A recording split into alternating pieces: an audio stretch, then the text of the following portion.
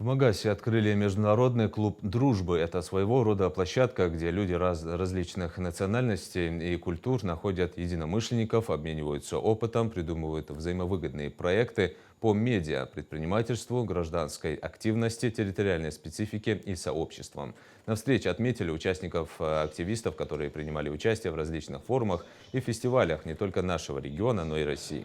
А также выбрали руководителя клуба.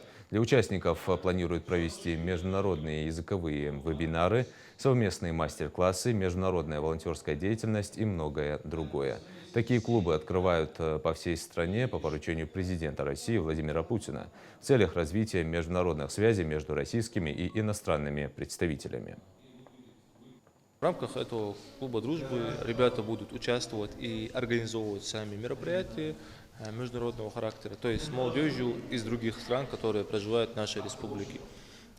Также будут участвовать в формировании делегации на международные фестивали молодежи, которые с следующего года ежегодно будут проходить в нашей стране. Ну и, в принципе, сотрудничать с молодежью из других стран.